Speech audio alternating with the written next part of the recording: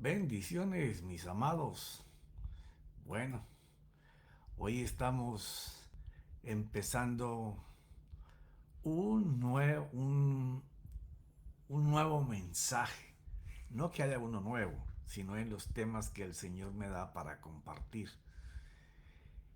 Y se trata mucho de lo que va a suceder en los próximos años y para lo cual el Señor está preparando su iglesia. Él está levantando, te lo dije hace muchos años, una generación de pastores y líderes jóvenes que solamente van a caminar en las vestiduras de Dios y solo va a querer ver la manifestación del poder de las palabras y del Espíritu. Corría el año 23, el primer año, cuando el Señor me habló y me dijo: quiero que digas lo siguiente, que las economías del mundo se van a tambalear como un borracho, que las culturas no van a ser iguales, va a cambiar el comercio, la moneda, la sociedad en sí va a tener un cambio fuerte, pero yo tengo un remanente que va a brillar como no lo ha hecho nunca, porque el Espíritu Santo los va a guiar con poder. Entonces en aquel tiempo me dio un mensaje sobre el vino nuevo de esta generación, que solo entra en odres nuevos y no acepta remiendos en sus vestidos. Cuando vamos a hablar de esto, tenemos que hablar. De los tres evangelios escogí a Marcos, porque está en Mateo, en Marcos y en Lucas, sobre el vestido viejo y el vino nuevo. Y empieza en el capítulo 2 de Marcos, donde Jesús retorna a Capernaum, a su casa, porque él vivía en Capernaum cuando empezó su ministerio. Y vino tanta gente a la casa donde él vivía que no cabían y que la multitud estaba afuera de la puerta queriendo todos entrar. Y estando en esa situación, le es traído un paralítico por 4 hombres que creían que él los podía salvar. Claro, hay que denotar que esos amigos amaban mucho a esa persona, serían familiares o amigos, pero pensaban que la única tabla de salvación era el Señor Jesús. Entonces, cuando el Señor Jesús, que ya he narrado en otros tiempos detalladamente ese milagro, eh, le iba a hablar a este hombre por la fe de ellos, no dijo en primera instancia sé sano, sino que le perdonó los pecados. Y entonces los escribas que estaban ahí, los cuales eran la mayoría discípulos de los grandes fariseos, los grandes rabinos, levantaron su voz. Eso es blasfemia. Solo Dios puede perdonar pecados. Y el Señor, escuchándolos, reconociendo en el Espíritu, le dijo: ok, no es casi igual que decir que toma tu camilla, levántate y entonces camina. Y el milagro sucedió. Entonces dice que todos los que estaban ahí comenzaban a glorificar a Dios. Dice que salió de su casa, estaba recorriendo las orillas del mar, cuando de pronto vio a Leví, el que se conoce como Mateo, y lo llamó. Si Leví lo siguió de una sola y sin pensarlo, era porque ya había visto de él lo que hablaba y lo que hacía. Llamarlo era un honor. Por eso lo dejó todo tirado y se fue con Jesús. Entonces, él en agradecimiento, me imagino diciéndole: Señor, tú vendrías a mi casa si yo te invito. Y el Señor le aceptó la invitación. Entonces, pues imagínate, los amigos de Mateo, porque era un hombre excluido de las relaciones normales de los hebreos, porque era él el que le cobraba los impuestos a ellos. Pero ¿a quiénes invitó? a muchos recaudadores de impuestos y a pecadores. ¿Por qué razón? Porque era la gente que se acomodaba para poder robar y manipular a toda la gente. Entonces, cuando estaban sentados en la mesa, él con sus discípulos, los que tenía hasta ese momento, porque se decía de muchos discípulos que le seguían porque muchos querían ser enseñados por él como un rabino. Entonces, todos aquellos que seguían las enseñanzas de un rabino se les llamaba discípulos. ¿Ya? ¿Por qué razón? Porque él solamente meses después, es que yendo al monte a orar, según narra Lucas, toda la noche bajó y de toda la multitud de sus discípulos escogió a los 12.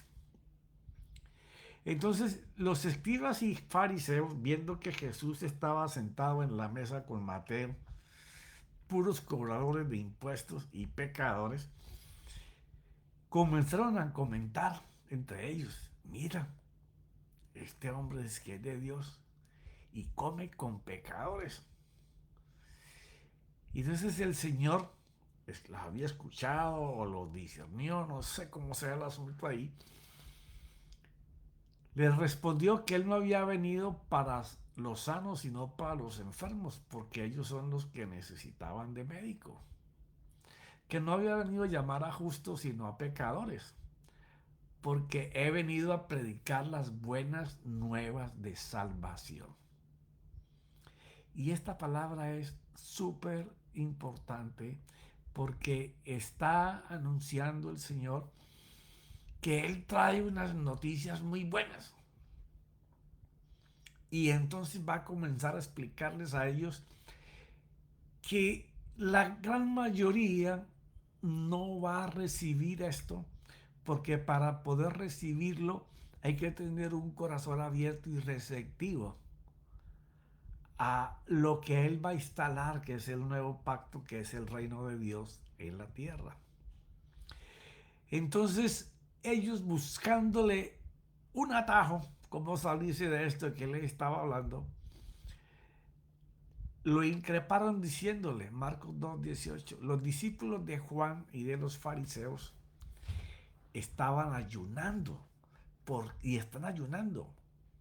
Eso lo dijeron los escribas y los fariseos. Estaban ahí. Que eran personas que guardaban la religión del momento. ¿Qué era la religión del momento? Muchas normativas por tradición traídas por el pueblo. Ordenanzas, ceremonias, rituales, obras para justificarse, pero eran obras de hombre. Dice, ¿por qué le increparon diciéndole, por qué ayunan los discípulos de Juan y los discípulos de los fariseos, o sea, de los discípulos de los rabinos, pero tus discípulos no ayunan? Entonces Jesús aquí les abre la entrada a las buenas noticias, pero se las abre con un desafío tremendo y con algo que ellos conocían muy bien, porque recuerda que quien les está preguntando es gente que están en la élite de los rabinos, metidos con sus maestros ahí, y que si alguien está metido con esta gente, pues si van a hacer una boda, la van a hacer a la altura religiosa. Claro, no todos podrían, pero los que estaban ahí metidos iban a hacer todo lo posible por hacerlo de esa manera. Entonces, como Jesús los conoce sus tradiciones y sus obras, entonces Jesús les dijo, mientras tiene al novio de bodas, con ellos no pueden ayunar. Ese es el 19. Pero vendrán días cuando el novio les será quitado y entonces ayunarán en aquel día. Entonces, esto merece una explicación, pero para hacerlo tenemos que conocer primero cómo era una boda a ese nivel religioso. Entonces Jesús les habla sobre lo que ellos conocen de preparar una boda, porque Jesús lo que va a hacer, en lo que va a enseñar, es cómo las bodas del Señor son muy diferentes a las bodas que ellos hacen, porque las bodas de ellos no tienen sino obra, buscan repetir cosas que los aparentan a ser santos y disfrutar todas las tradiciones que han aprendido, pero lo que Jesús trae ahora es unas bodas que son completamente distintas. Pero les va a ser el ejemplo con los que ellos conocen de una boda, donde hay mucha preparación, cómo negociar el matrimonio, pagar la dote, dónde dividir a la novia, porque el padre de ella quería la seguridad para su hija. Cómo sería la fiesta, quién se iba a encargar de ella, quién la iba a costear, cuáles vírgenes de la gesta aristocrática o del pueblo, de los amigos, serían los que iban a estar disponibles como vírgenes para acompañar a la novia. ¿De qué familias son? Si son familias que conocemos que cumplen con la ley que nosotros decimos que se debe llevar, ¿cómo será la fiesta? ¿Qué van a preparar? ¿Qué van a dar de comidas? Habrán cantores, músicos. ¿Y el vino? ¿Qué persona dirigirá la fiesta? Y después de los días de la fiesta y la unión conyugal, ¿en qué trabajará o qué herencia espera tener el novio de su familia? De ese tipo de fiesta es que ellos hacen de que Jesús les está hablando. Una fiesta a la altura religiosa de la época. ¿Por qué Jesús toma esto? Porque nosotros no conocemos todas estas cosas que eran principios que en la aristocracia religiosa se vivía. Y los que le están preguntando son esos religiosos. Entonces, él le señala todas las obras que ellos tienen que hacer para la preparación de cómo harían una boda a la altura de su creencia o su religión, con normas, prácticas heredadas, o lo que consideraban santo, sagrado, espiritual, divino, para que se manifestara en esa boda. Entonces ahora él les va a comenzar a hablar de las bodas que él va a presentar que comienzan con buenas nuevas. Y entonces les hace la pregunta del $1.000.000. ¿Acaso los invitados de una boda ayunan mientras festejan con el novio? O sea, les está comparando que mientras los amigos y familiares están disfrutando y bailando y comiendo con el novio y pasándola bien chévere, ahí nadie ayuna, todos festejan. Entonces, él lo está comparando con el hecho que acaba de suceder, que él no está en una gran fiesta, es Mateo que le está haciendo un banquete y ellos lo están criticando porque deberían estar ayunando, mas ellos están comiendo y bebiendo, ¿ya? Entonces dice, como el novio está entre ellos, las buenas nuevas de salvación era anunciar la visión de Dios para extender misericordia, compasión y perdón. Jesús va a usar la fiesta, no para como ellos la festejaban, porque Él es el novio y está ahí presente en medio de todos esos pecadores.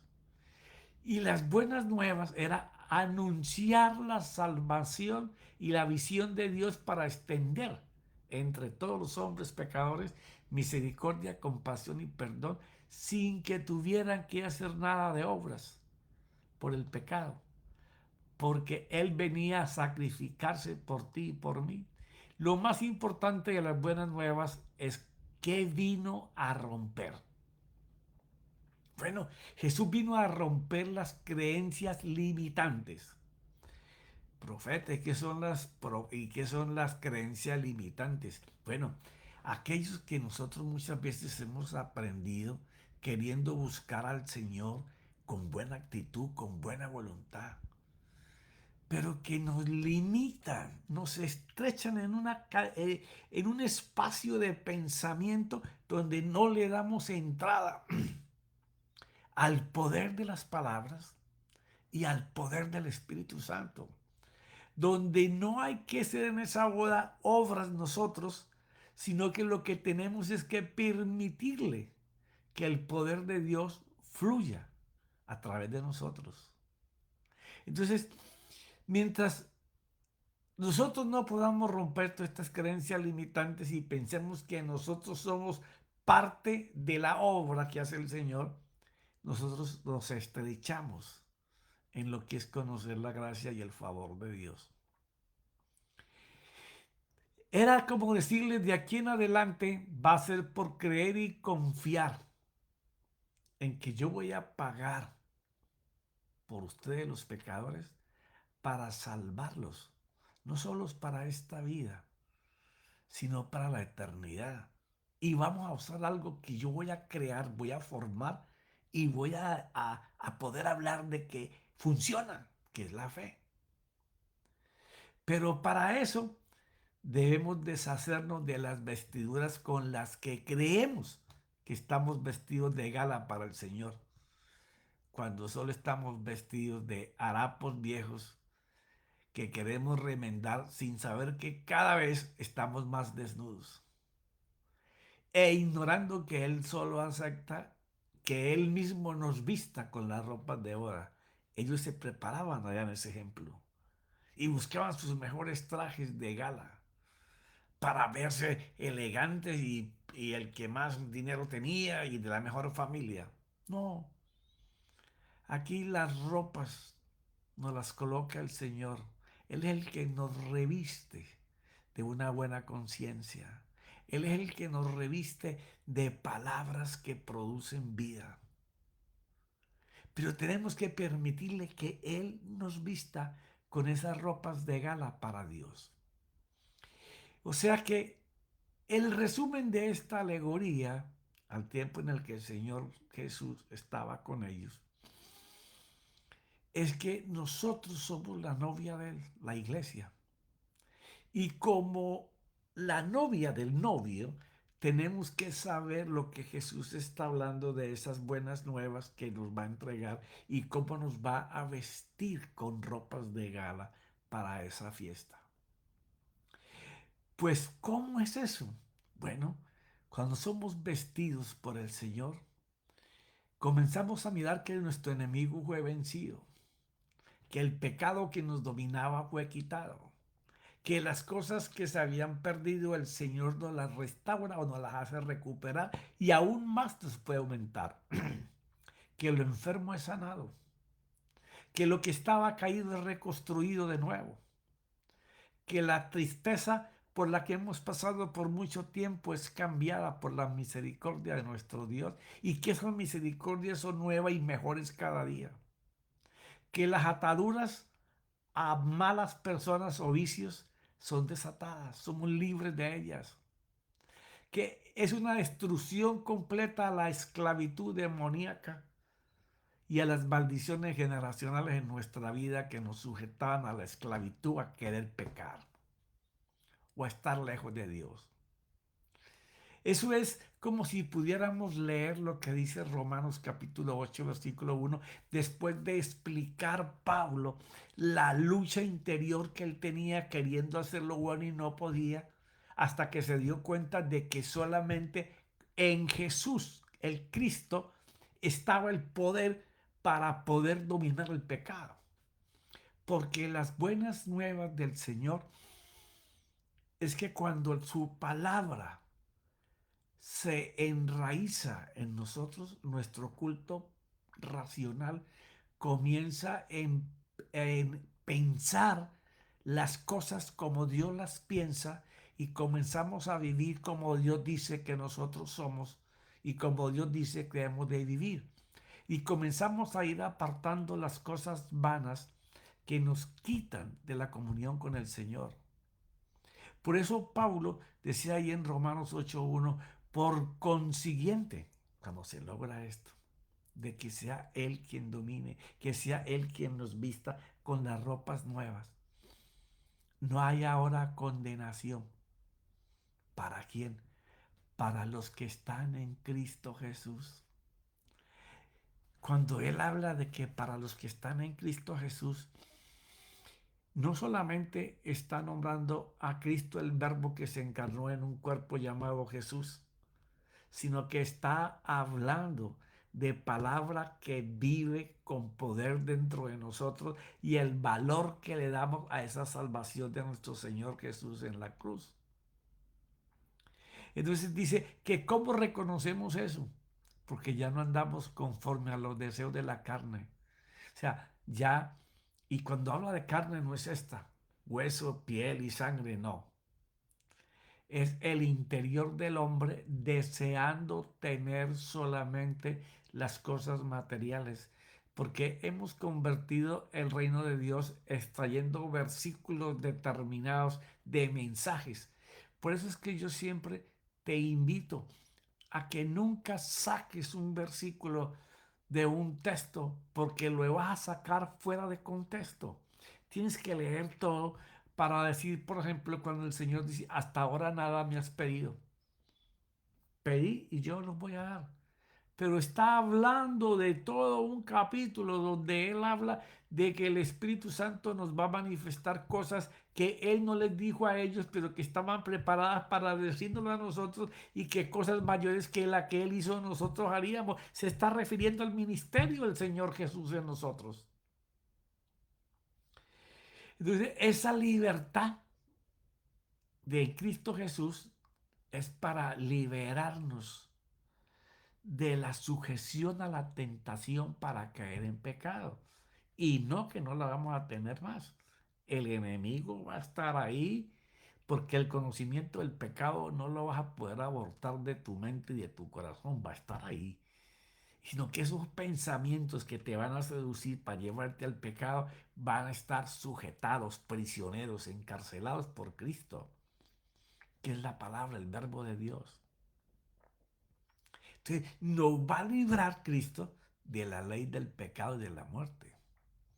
O interpretado de otra manera, se refiere a la libertad que se encuentra en Cristo, en la palabra. Como el novio que está disfrutando y festejando con sus invitados en la fiesta de boda.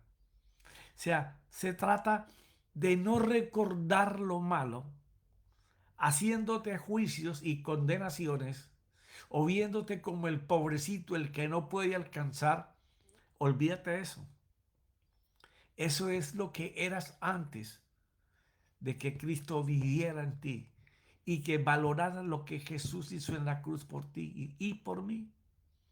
Ahora tienes que vivir en la fiesta del Señor, y es una fiesta que inicia y todavía no ha llegado a las bodas del Cordero, que es vivir en base por una palabra de Dios. Por eso es tan importante no que te sepas las promesas de memoria. Es bueno que las sepas, pero lo importante, como siempre te digo, es poder interpretar lo que está sucediendo en ese versículo o en ese tema.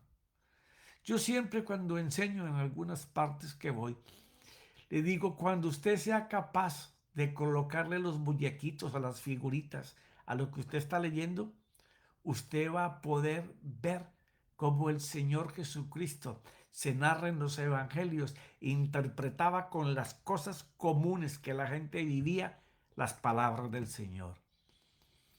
Poder hacer ejemplos de la vida de hoy en donde la gente pueda entender claramente lo que hay que hacer, lo que hay que desechar o para dónde hay que caminar. Porque cuando tú ejemplizas un texto, un versículo, eso es algo que las personas nunca olvidan, así como les pasó a esta gente y como está escrito en la Biblia. Palabras inspiradas, narradas por Cristo, pero interpretadas y sembradas por el Espíritu Santo. Esas son las que crean una fe con resultados, porque permitimos que Él haga todo. Si nosotros permitimos que Él lo haga todo, Cristo y el Espíritu Santo nos van a enseñar a interpretar viendo, porque eso es la fe, poder ver las cosas que no son como si ya fueran. Más claro que eso no lo podemos entender. Una fe que pueda ver suceder cosas sin que las cosas sucedan, y aún aunque no lo veas, tienes la convicción y la certeza de que las vas a tener y dar gracias por ella, es porque puedes ver los muñequitos, las figuras de lo que tú estás clamando, lo que tú estás hablando. Eso crea una fe con resultados, porque permitimos que Él lo haga todo. Esta libertad de la que habla aquí el Señor y Pablo en Romanos 7 y 8, no es una licencia para hacer lo que uno quiera, de los placeres de esta vida, sino una liberación de las cadenas que nos atan a seducción y a tentación para llevarnos a pecado y terminar haciendo, como Pablo decía, lo que quiero hacer no hago, mas hago lo que no debo hacer. Eso es lo que hace vivir en Cristo, en comunión con la palabra y con el Espíritu. Y no solamente te cambia la vida en este momento, sino que te conserva con poder y con autoridad en Dios para la vida eterna. Porque es la libertad de vivir una vida guiada por el Espíritu Santo. Es lo que nos permite conscientemente saber que amamos a Dios y a los demás. Es el vivir en armonía con su voluntad. Cuando tú comienzas a vivir este tipo de buenas nuevas del Señor, para que Él te pueda vestir con los trajes de gala y no con ropas harapientas queriéndolas remendar, es cuando de verdad vivimos en armonía con Dios y podemos entender que mejor que su voluntad no hay otro camino, porque haciendo la voluntad de Dios los resultados se deben a Él. Ya yo no tengo que buscar resultados. Él es responsable de mi creencia y mi confianza en Él. Que a mí me va a ir bien. Y si tengo que pasar por un proceso, tengo que preguntar qué tengo que aprender o qué tengo que cambiar o qué tengo que hacer, pero de diferente manera. Es hallar esa voluntad. Entonces, así vamos a recibir una herencia en esta vida. Porque aquí necesitamos disfrutar de esa herencia, porque allí donde vamos a estar con Él al final, aquí no tendremos necesidad de nada, de herencia. La tenemos que tener es aquí. Y esa herencia está basada en el fruto del Espíritu Santo y en el don del Espíritu Santo. Todo lo hace Él. Entonces, la iglesia está caminando hacia ese lugar. Ya los jóvenes pastores de hoy, líderes y muchos pastores de edad que han tenido experiencias por años, han podido entender y están desarrollando. Hay que permitirle a Cristo y al Espíritu Santo que lo hagan todo. Ya no tengo que manipular atmósferas o ambientes para parecer que el Espíritu Santo y Cristo hacen algo. No, yo me preparo para dejarlo a Él. Entonces vamos a brillar en su luz admirable de resurrección. Pues Él decide mostrarse a través de nosotros para liberar a otros, viniendo a vivir en su total plenitud, llenos de Él, llenos de palabras con poder y de hechos visibles con poder, porque el Espíritu Santo y Cristo no hacen nada que sea invisible. Hasta el cambio en las personas es visible. La pregunta es, ¿estaremos llenos de Cristo y del Espíritu Santo? ¿Sabremos valorar lo que hizo Jesús en la cruz y su resurrección? ¿O ignoramos el llamado que con súplica nos hace el Espíritu Santo para que le escuchemos? Sí, porque Él nos anhela ardientemente a todos aquellos que por Él mismo, a través de tiempo, de años, meses o de días o de un momento, te llevó a decirte que tenías que arrepentirte porque estabas mal. Y cuando tú te diste cuenta que estabas mal y lo necesitabas, en ese momento te quitó esa ropa vieja, rota, esos harapos con que vestías y comienza a vestirte con el nuevo hombre creado conforme a Dios. Y todavía no hemos desarrollado el tema del ejemplo que el Señor puso de un remiendo con tela nueva en un vestido roto viejo, ni el vino nuevo en odres viejos. Pero lo vamos a hacer los próximos días. Mis hermanos, que el Señor Jesucristo me los bendiga, me los abrace Cristo y el Espíritu Santo y podamos ser partícipes de esta gran explosión que viene en estos próximos años. Consagrémonos a vivir la palabra pero de una manera distinta, viendo a Cristo hacer las cosas, colocando los planes de Él en nuestro interior y dándole la oportunidad al Espíritu Santo de que Él haga la obra. Padre, te doy gracias en el nombre de mi Señor Jesucristo y su Espíritu Santo. Amén, amén.